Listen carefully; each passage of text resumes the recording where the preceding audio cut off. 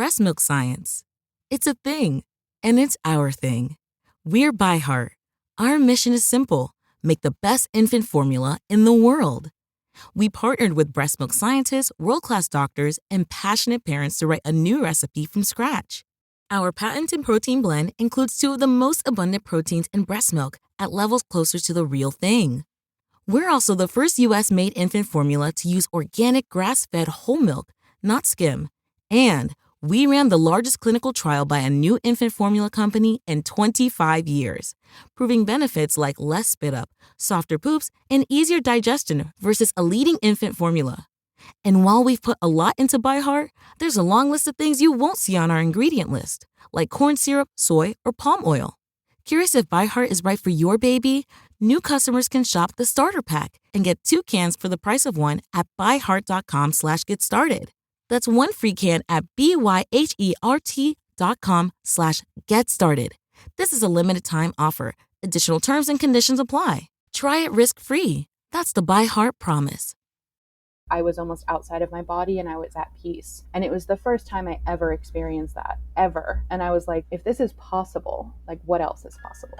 Welcome to the I Did Not Sign Up for This podcast, a bi-weekly show highlighting the incredible stories of everyday people. No topic is off limits. Join me as we explore the lives and experiences of guests through thought-provoking, unscripted conversations. And if you enjoy this show and would like to support this podcast, consider joining my Patreon. You'll gain instant access to over 70 exclusive bonus episodes, entries into giveaways, a discount on merch, and more. Your support allows me to continue bringing you these important stories. So head over to patreon.com/I did not sign up for this and become part of the community. I'm your host, Carling, a Canadian queer-identifying 30-something-year-old providing a platform for the stories that need to be heard.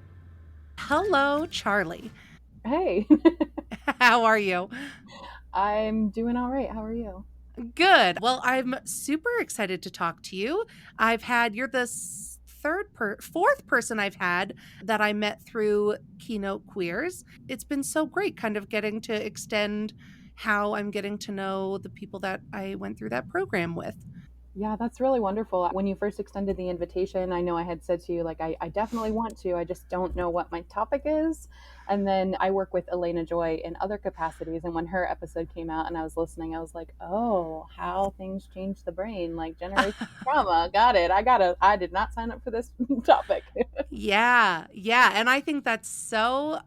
I love the topic of generational trauma because it feels like our generation is really unpacking it and calling it for what it is, instead of it feels like maybe our parents or grandparents either didn't know about it, didn't acknowledge it, or I don't know. Absolutely. I think it's one of those topics that the expansion of social media and the internet and being able to connect with other people and see patterns, it's getting to the point where it's like, maybe there's a name for this. Like maybe this is preventable or, something we can work on. The internet is a wild place, but it is, I think, at least brought some good like this. So I would love it if you could introduce yourself, say who you are, where you're from, what do you do, and then we'll find out where your story starts. Absolutely. So, I'm Charli. I usually just go by my first name, actually, and my pronouns are they, them. I am in Lancaster, Pennsylvania, which for like 50% of the people that I talk to, they're like, oh, Amish country. Oh, that's true. Yeah. Yeah. And they're like, oh, do you have like a horse and buggy? I'm like, you really think everyone in the greater like county of Lancaster, we're all Amish secretly? And I'm a clarity coach first and foremost. I also am a meditation teacher, so those are kind of my two primary roles. And then I do lots of different things for people. I've done website design, I do marketing, I do social media stuff, I do event bartending, I'm a nanny. Like I just love to explore lots of different things. And so it's great because being a clarity coach and a meditation teacher actually always feeds into all of those other things in some capacity as well. I might be working with someone on their marketing and then they're like, I have this, imposter syndrome, and we end up talking and they're like, oh wait, I forgot you were a coach. That's awesome. And what does a clarity coach do? I don't know that I've ever really heard of that. Yeah. So I always like to say it's kind of cousins with a life coach, in the sense that it's like whatever you want to figure out in your life, I can help you. And that can be personal, it can be professional. Almost every time someone comes to me with a problem problem that they think that they have. And it's like therapy, right? It's the surface level, issue that brings them in. And then we start talking and they realize that there's so much more underneath that. And especially as entrepreneurs, our personal development work is the foundation of being an entrepreneur. And so you cannot go anywhere without bringing yourself into your business and as an employee. So it kind of ends up being, how can I help you find clarity on whatever you need? And sometimes they don't even know that. So yeah, I think a lot of people need that. I often sort of like internalize things as I'm deciding, and then there's a point where I just need to spew it out and talk it out with as many people as I can, because my brain's like sick of ruminating over it and I need it to be like out in the universe. right. There's so It much can be really clarity to hard. come from verbal processing, and having Mhm. other people be as a mirror. Like when I was a lot younger, I used to be super influenced. If someone said something, I immediately would like ascribe to that belief, I was like, that makes sense. That's who I am, And it was very much Yeah. like being naive and people pleasing too. But as I got older, it was like, I do need to verbally process, but not because I need other people to tell me. I just need to be able to talk about it and get their feedback so that I am clear on how I feel about it. And a lot of Right. people just need that. Yeah, that makes sense. I'm interested to hear. So, we talked a little bit about generational trauma. Mhm. And so, I would love to find out where your story starts and then weave it into how it relates to how you got where you are today. Absolutely. Yeah. My story, oh, gosh, that's always like a loaded question. Where does it start? Well, when two humans like each other. No. Yeah. The earliest memories I have are about 4 years old, and I have good and bad memories from that point, and I really have trauma that extended from that point on. And so, about 3 decades worth, I was sexually abused by a friend of the family from that age. And then, when I was 13, I was kicked out and I lived on the streets. I lived in a shelter. I found out that I was half adopted. I ended up becoming sex trafficked along Oh the my way. And God. so by the time I was not even 18, I had lived in 20 different places easily. And then I went off to college and I was assaulted there. And then I got into a violent relationship directly after that. And so it was just snowball, snowball, snowball until 2 years ago, a little over 2 years ago, when I finally left my ex and broke the cycle and have been working on my ish ever since. Good for you. That's so commendable, because I think there are so many people who have gone and could go down such a different path with the experiences you had. So I think that it is, yeah, so commendable that you were able to get yourself out of it. Thank you. I had a friend once, this will stick with me forever, I swear, who was like, you had all the ingredients to become a habanero souffle, but instead you became this cupcake. And I Oh was my like, God, I I'm want okay that with on a that. t-shirt. Yeah. On a mug. Yeah. I could have gone either way and I chose to become a cupcake. Wow. That's really amazing. So 2 years ago, I guess, like, what started shifting and happening that you started to piece together maybe some of the patterns and beliefs? Right. So I've been in therapy on and off my whole life. Like, I am a hardcore therapy advocate for myself. And the longest period that I ever went was towards the end of my very bad relationship in my 20s. When I finally got into therapy, early 2020, before the shutdown, I went in because I thought I was like an addict. And I was like, I think I have a substance abuse problem. It's my therapist and I now laugh about this because we're like, it was like, that was such a surface level. Like, about a month after I started seeing them, just a couple of sessions, they were like, I think your relationship might be abusive. Like, Right. I Yeah. think there might be something else here. And that was so helpful because I had, up until that point, so many experiences of being told that I was wrong, that there was something wrong with me, that I went to a conference in 2018 and I got a toe reading, like a palm reading, a toe reading. Yeah. But on your toe. Yeah, it was wild. I was such a non-believer beforehand. I was like, right, right, Yeah. And Yeah. was it accurate or It, enlightening? it was so accurate. It was bizarre how much this person could tell me about my life based on the shape of my toes. I was like, I'm a firm believer, but the first thing that they said, which just I broke down crying, was, "Do you know that you're good?" I was like, "What?" like Oof. like no, no, I did not know that I was good. And even then I was like, and but that was all they said. Like, there was no like, here, I'm going to give you this explanation and try to convince you. It was just a straight shot question.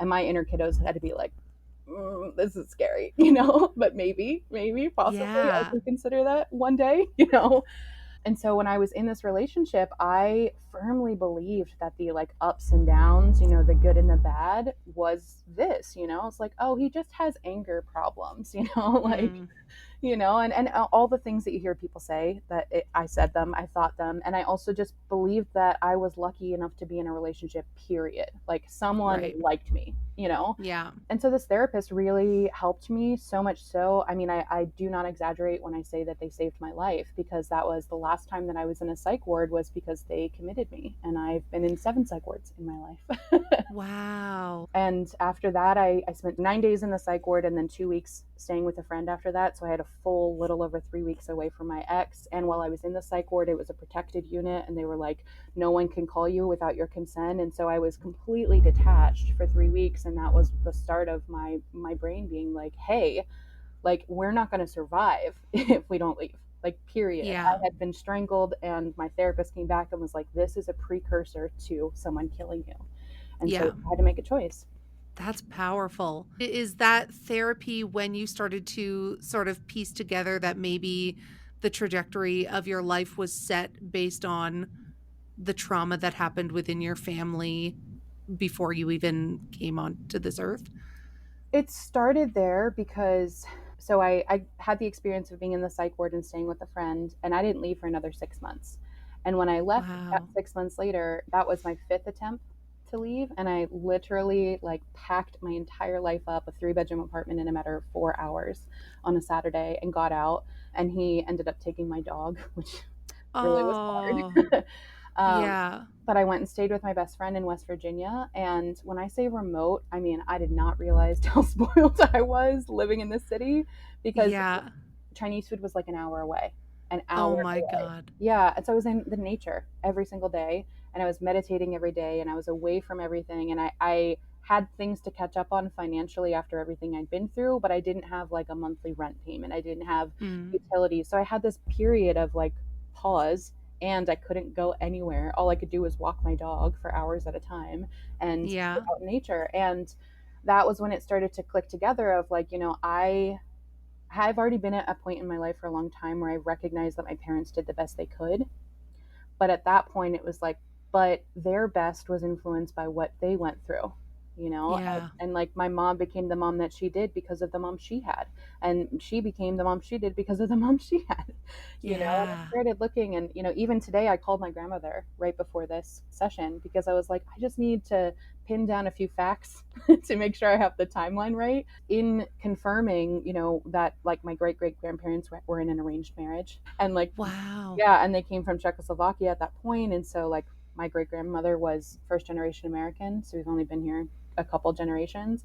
And my grandma was like, oh yeah, my dad was like a real hothead. And I was like, what do you mean, and she started talking about his like violent outbursts and how her mom became very repressed. And my grandmother like is she doesn't speak up on a lot of things. And I'm just like watching, you can like see it in your head, that's like Yeah. layer after layer after layer. It goes so far back to like the experiences that the people in Czechoslovakia had, Mm-hmm. and how what they brought when they immigrated, and then how they raised their family, and then, all the way down to you. Mm-hmm. Do you still have a relationship with your family, like your parents? You said your grandma. I have a relationship with my family that's very, I would say, contained. And so it's, I'm very much a black sheep. Like we don't think the same way. We don't do the same things. We don't even eat the same things. Like I have food allergies and I go home and they're getting better, much better at this now, but they used to say like, don't be dramatic. Like, I'll just eat Oh my something God. that's going to poison me. Like that's dramatic, I mean, and I try to assign like they just don't know. Like for them, that it's very hard to do the things outside of the norm. And I hold out hope that like one day maybe we can have conversations about the things that happened to me as a kid. But I've prefaced to them like, look, I am on trajectory. One day I'm going to talk to Oprah. Like I want to help millions of people with what I do, and so I'm not going to not be me or not tell the truth in order to do that. And if that means that they cut me out, which would not be the first or second or third time that they did it, then that is their choice. Are you comfortable talking a bit about being kicked out at 13? Absolutely. So when I was 13, I came home from school and all of my stuff was in trash bags on the front porch and the house was locked. And when I, banged on the door, my mom was like, "No, I kicked you out. Like, you're done. I disown you. You're not staying here anymore." And my best friend came and picked me up. Her mom came and picked me up, and I stayed with them for about a month. And then the guidance counselor found out and said that I couldn't do that. Instead, I had to stay in a shelter, which, like, as an adult, I look back, right? I'm making the same face. I was like, Like, that doesn't totally that's, make sense. Because both parents knew, her parents knew and my parents knew. It's not like they had, kidnapped me or that I had like yeah. stowed away in their basement or something. And so I had to go live in a shelter, which was 2 towns away. And the way that it worked at the time was that if you were already enrolled in a high school when you came to the shelter, that you would still go to that high school. And so I would get up. I was one of very few white girls in the shelter, and I would get bullied. And by that I would get like ice bath wake ups at like 4 in the morning. Oh And my so God. yeah, so I started getting up early. Like I was like, I will beat this. Like I woke up at 3 a.m. I would take the 2 buses into 2 different cities just to get to mine, and then the bus dropped off about a mile from school. And so like when people are like, "Oh, I walked a mile to school both ways," I was like, "Yeah, me too." Yeah, For real. plus a bus, plus another bus, plus. And it would take so long. I mean, I would leave between 4 and 5 in the morning, and I would miss my first period 7:30 class. I wouldn't get to school until almost 9. And then I would leave, coming home, and same thing. I would get home like right after get home to the shelter Yeah. after dinner, and I have to like do my homework and go back to school.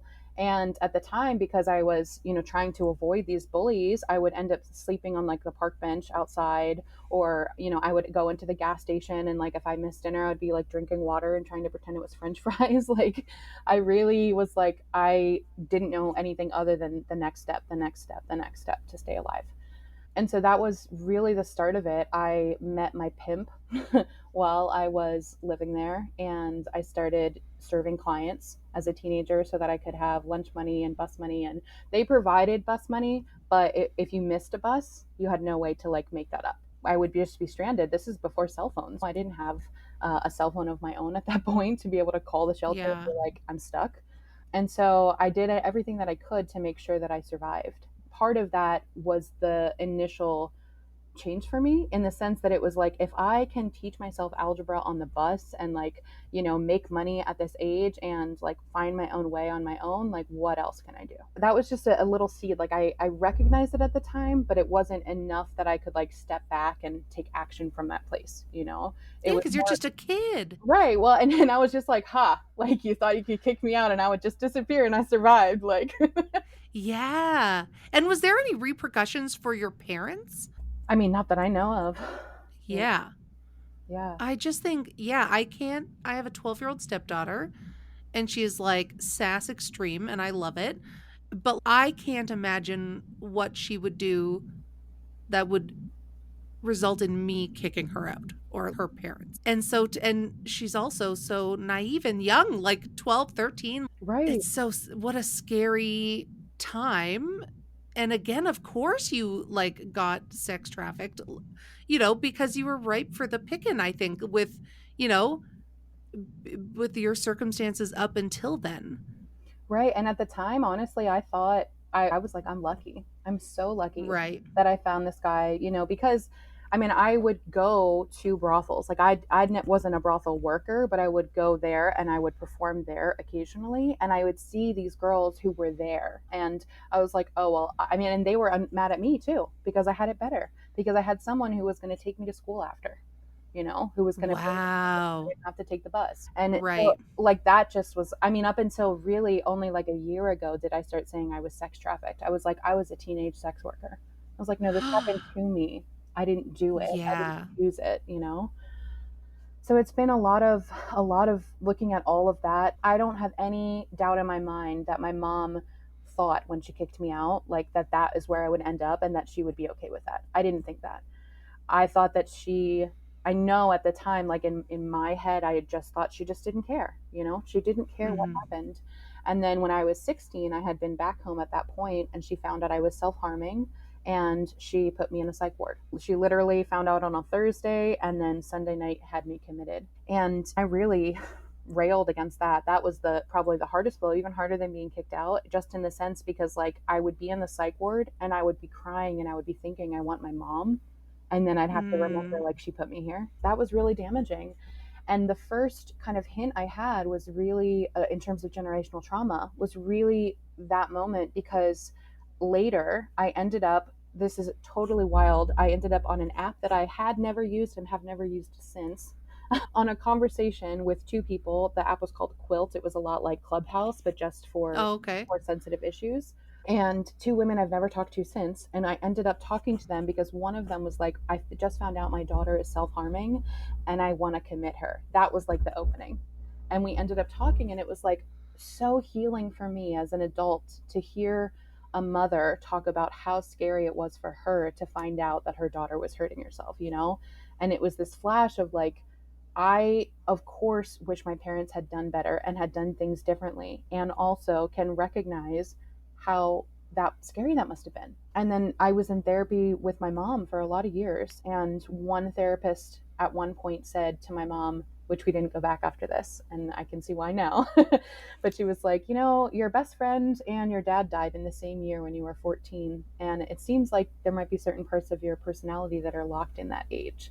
And it was like, well, how powerful. Of course, if like she's stuck at 14 and I'm 12, 13, like we're going to be butting heads worse than a parent with healthy coping mechanisms could. And I've thought about that a lot since. Like, you know, she went through all of that. My grandmother was an alcoholic when she was a child, and then, you know, her parents were both addicts, and both my biological parents were addicts. Like it all just keeps cycling until someone is like, I'm going to put a spoke in this wheel and I'm going to stop it, and I'm going to, you know, take whatever I can off of my future generation's plate. Oh, that like gave me goosebumps. What a powerful thing to recognize in the adults who were supposed to know better and do better. There was a piece of her that wasn't an adult. A 14-year-old shouldn't be raising a baby or raising a child. And yeah, of course. Right. Well, Yeah. it helps me so much now too, because I have a niece who is like my world. She is just, every time she's here, she is like the best and my favorite human. And she is so much like me. She's a very sensitive person, and I do things very differently than my family does. And so when she's here, we do things like when she's eating, she'll say like, my tummy tells me I'm full. I'm like, okay. And then she'll come back a few minutes later and be like, my tummy says it's hungry again. She's like testing it, you know? Yeah. Like, yeah, body autonomy. Your tummy knows best. And it's so different for her. And it's also really healing for me, because I will have a moment where I'm triggered, where I feel myself about to say something that my mom would say, or I have said it. I'm not perfect. And I'm able to be like, you know what? I was really angry. And one time she was like, I'm sorry. She calls me Tia. She goes, I'm sorry, Tia, that I made you angry. And I was like, oh no, honey, like my emotions are my emotions. I felt angry. I wasn't happy with how you acted, but it wasn't a reflection on who you are. We talk about the behavior, and it just is healing for me to have these moments where I'm like, oh, like my parents didn't have this, you know, they didn't get trained on these kind of things. And I freaking make TikToks about them. It's different. Yeah. How old is your niece? She just turned 8. I mean, she looks just like me too. And so like when we're out and about, it's so cute because people will be like, oh, your daughter, and like we'll say something, and then she'll, after they leave, she'll go, Tia, they thought I was your daughter. I'm like, I know, sweetheart. That's really cute. Yeah. And do her parents, are you close with them? Mm-mm. And do you talk about generational trauma? Oh no. So I have a very unusual set of siblings. And what I mean by that is, like, if you go by full blood, I'm an only child. If you go by who I grew up with 2 half brothers and 2 step siblings. And then when I was 13 and I was living in the shelter, my mom called me and told me to go live with my dad, which was how I found out I was adopted. And so then I found out I had 3 other half siblings. By the time I was 13, I had 8, but I didn't start with 8. And then my biological dad remarried as we were after we became adults. And I was like, does it count? Like, do you still count the step siblings if they get added after everyone is an adult? Like, I'm not sure. That's true. My mom's remarried, and I'm always like, my mom's husband's kid, and they're like, isn't that your stepsister? And I'm like, maybe. I didn't grow up with them though. Right. Well, and that's why I'm like, I have 8 to 11 siblings. Just right. depending on how you configure it.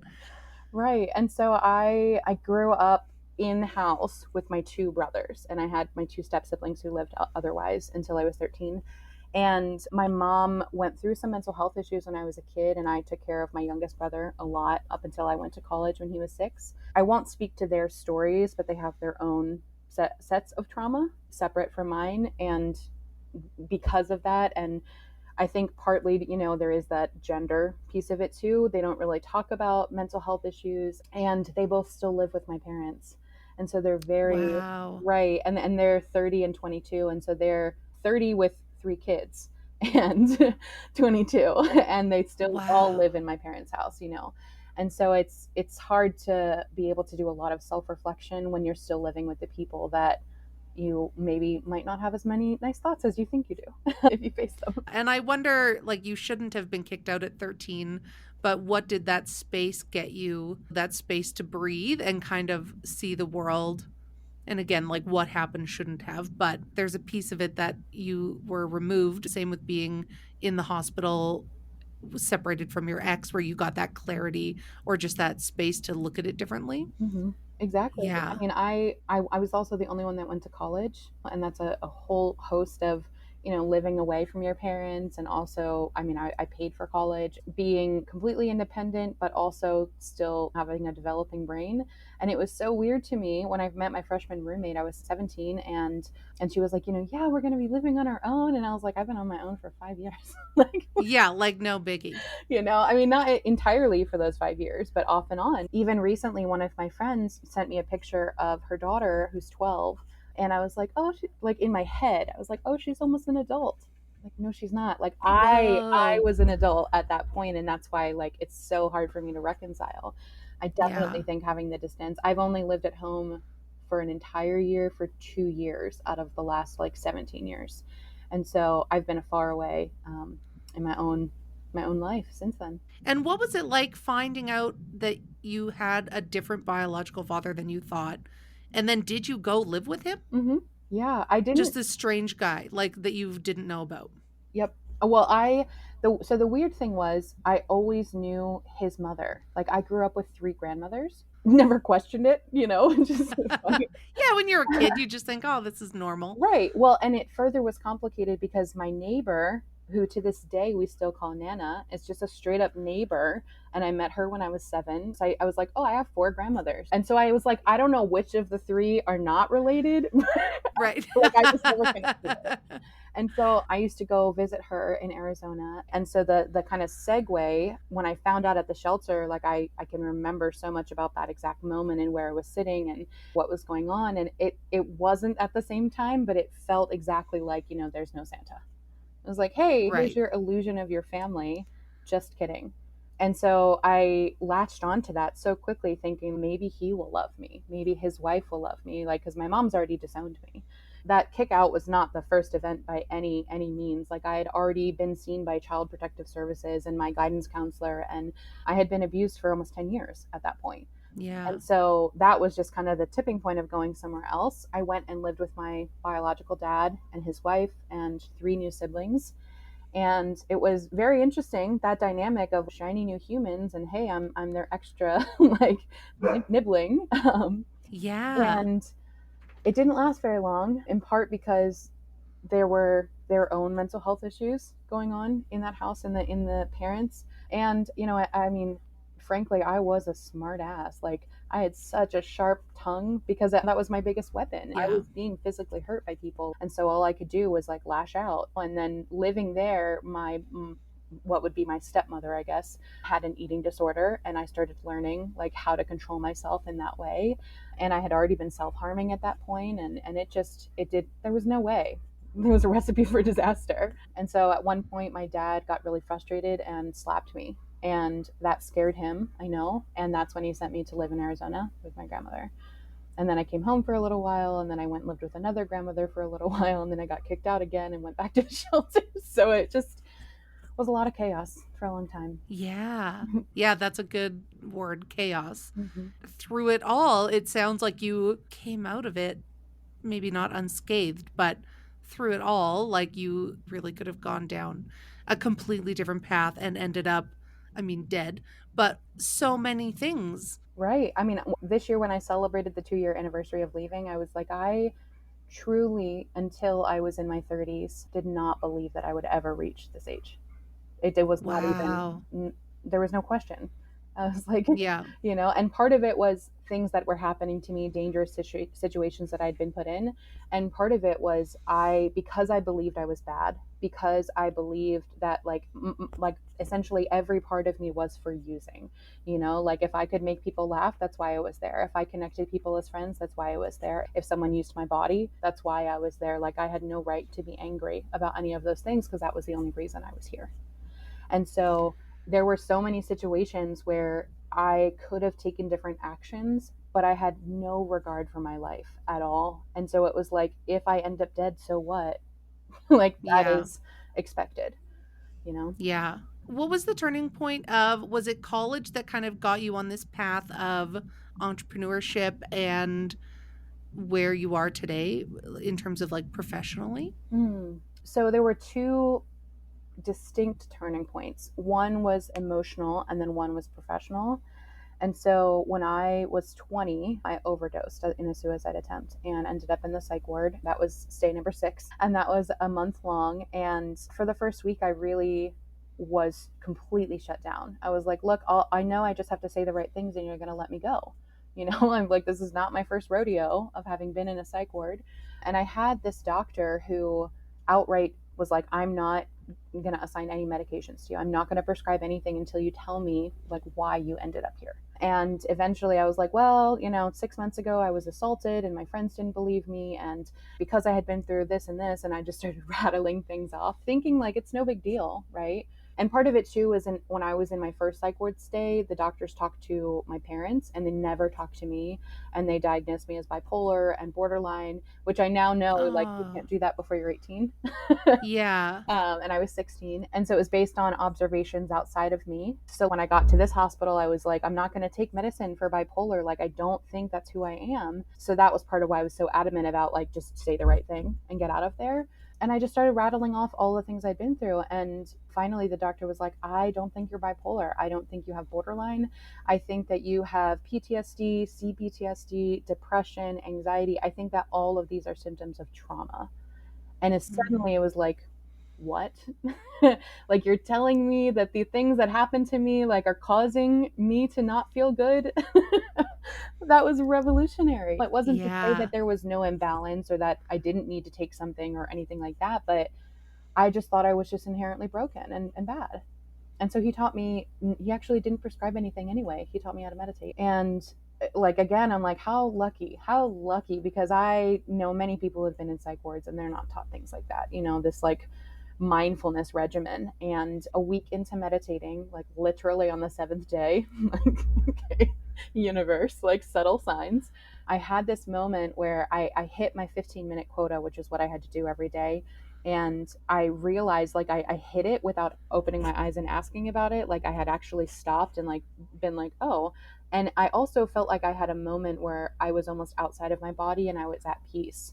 And it was the first time I ever experienced that, ever. And I was like, if this is possible, like what else is possible? And then professionally, I worked at a bank originally. It's funny, I was an administrative assistant, but looking back, it was much bigger than that. Everyone who was an assistant on my floor, we worked in the investments department. They served 1 or 2 people, and I served 12. And my brain is just like so oriented to organization and like painfully so. I'm neurospicy, and so like if something isn't working, it's like a record player. I'm like I have a Sheldon moment where I'm like, Yeah. this is, no.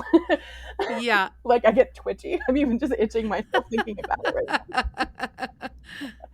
And so I immediately was like, okay, like let's organize. And I started organizing their files, organizing their ordering system. I was organizing donation drives, like anything that they needed, I would do it. And if I had to learn like a system, most people in the department would like have one person show them. And I would like send a mass email out and go meet with like 7 different departments to learn. And so it became really clear that I could do a lot more than, file stuff and Yeah. calls. And I went to a professional organization's luncheon, and my mentor at the time paid for my first year of membership.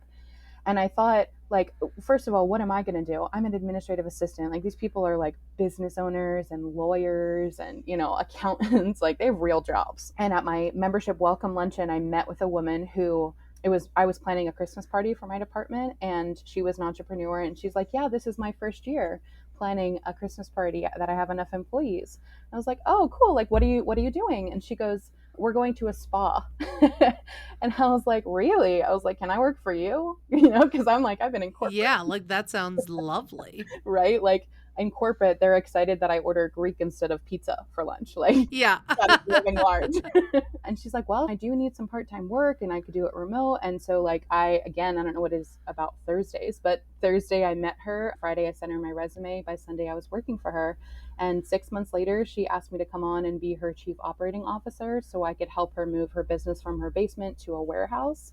And while I was working there, she was so immersed in personal development. And it was the first time I had been reading personal development books, but I was like hiding them behind my scholarly journals. Like, I was so ashamed. Yeah. And she was so open about it. Like, she would read a book and then she would bring it to me and be like, let's implement it. Like, do you want to borrow it? And I could go home and read. And it just was so encouraged, this learning mindset. And I realized, like, this is what it means to be in control of your life, in control of your time, in control of your knowledge. Like, all of that. And I got bit by the bug. Like, you cannot go back once you have realized what is possible when you're not in the constraints of someone else's time. And it feels like that was kind of your theme growing up, is you were it's like you were always within the constraints of your circumstance. So either your parents or the psych ward or the shelter or the pimp, and what freedom it must feel now to have the ability to control all of it on your own. Mm-hmm. I was just thinking the other day, I identify as non-binary, and I was like, I think I identify my life as non-binary. Like, That's perfect. right? And I never thought about it before as, like, in every situation, like, whether it was a healthy coping mechanism or not, I was always looking for this method of being in control of my own life. And so now it's like, even I started with a new client about a month ago, and we kind of went back and forth on whether we were going to use the word employee or independent contractor. And I was like, no, let's just stay where I want to be, which is in control. That's incredible. And so when did you start coaching people with meditation and clarity, and like, how do you go from working for this person to being an entrepreneur of your own? Yeah, well, so right before I got laid off from her, and right before that happened, I had started an online program, my first online course, which was how to run an online business. And in the process of taking that course, my mentor took the same course. And so we were kind of cheering each other on. And my mentor at the time was in her 50s. And so she had already been in her industry for decades. Like, she had been working longer than I had even been alive. And so it was helpful in a sense to have someone who was so confident in what they know to be working on their business, where I was just kind of like, I don't know what I'm building, but I'm building something. I ended up working for a well-known life coach and business coach who has an international audience. And while I was working for her, I started taking on clients as a virtual assistant, because I was like, I'm just going to make a little extra money doing the things I already know how to do. And the beautiful thing about working for her too was that her team was just phenomenal. I went through 2 months of customer service training of, like, how to take care of people virtually, how to create community online, how to write emails, how, even when you're like, hey, you didn't make your payment, or, I mean, because she had an international audience, we would get so many difficult emails. Like, people would write in about being on suicide watch. They would write about being in the middle of a war zone. This was during 2020 as well that I worked for her. And so people were writing in about their COVID stories. And it was a lot and emotional to handle. And so while I was taking on my own clients and doing this work, one of the people that I started doing some social media work for was teaching about trauma and how it shows up in entrepreneurship. And that was really a key for me of, like, okay, I can start to see how I'm making my business abusive, like how I'm making my own work into the people who have hurt me, because that's what I know. And so I started learning about regulating my nervous system and how to do that in my business. And one of my other VA clients, I was just doing spreadsheets for him. And he would bring me like a flash drive of spreadsheet work, and we would have lunch. And about 2 months into working for him, he said, "Look, I want you to keep doing my VA work, but you're not a virtual assistant." And I was like, "What?" And of course, like with my background, my brain immediately was like, "Oh, I failed in some way." And he's like, "You're a coach." I'm like, "What?" Like, are you sure? Yeah. And he was like, "Yeah." He's like, "Every time that I sit down with you, to talk about what's going on in my business, I get more out of our lunch than I get with most business meetings that I'm having, because I think differently and I ask a lot of questions just coming from ignorance. And like I've been a huge question asker my whole life.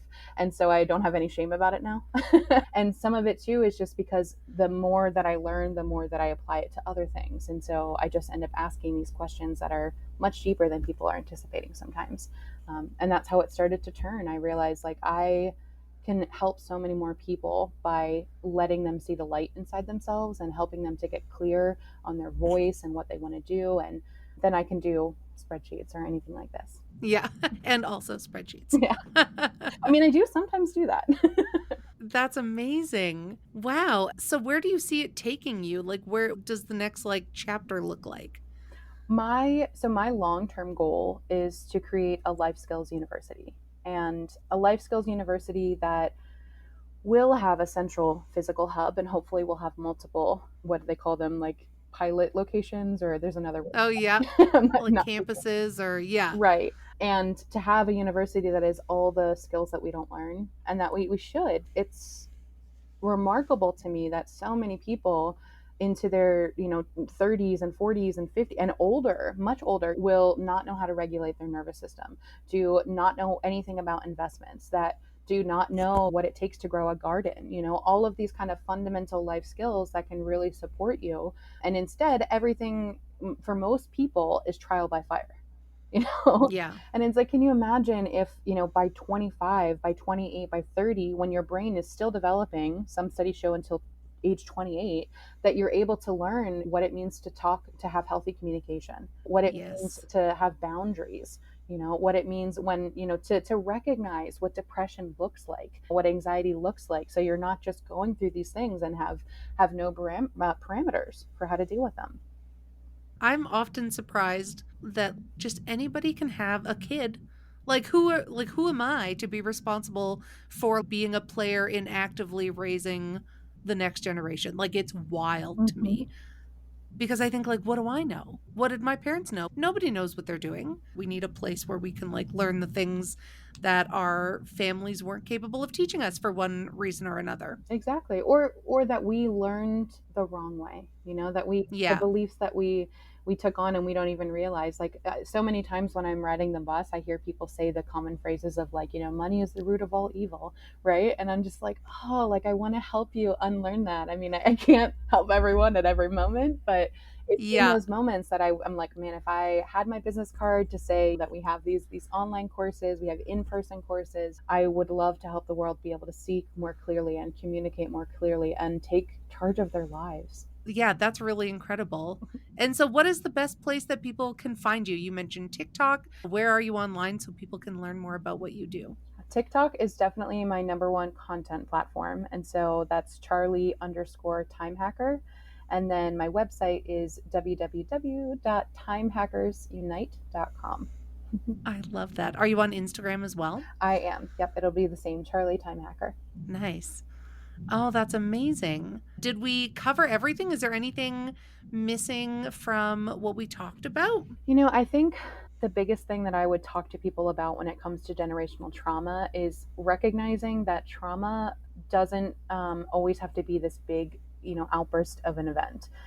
There's big T and little t trauma. And in little t trauma, it can be as simple as like your parents working multiple jobs and you not getting enough attention.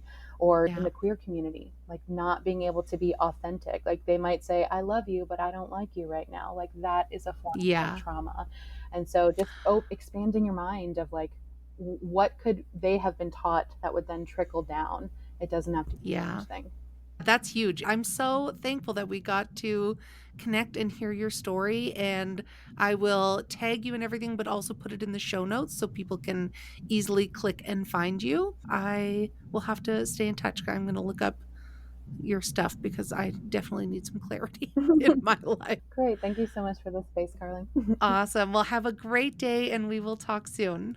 Sounds good. Okay. Thank you so much for joining me on this episode. I hope you found our conversation informative and entertaining. If you enjoyed this episode, please don't forget to follow me on social media, share this podcast with your friends, and leave a review at ratethispodcast.com/I did not sign up for this. Your support means the world to me. If you want more interviews, exclusive content, and ad-free episodes, join the Patreon at patreon.com/I did not sign up for this. I hope you all have a fantastic week ahead, and we'll talk soon.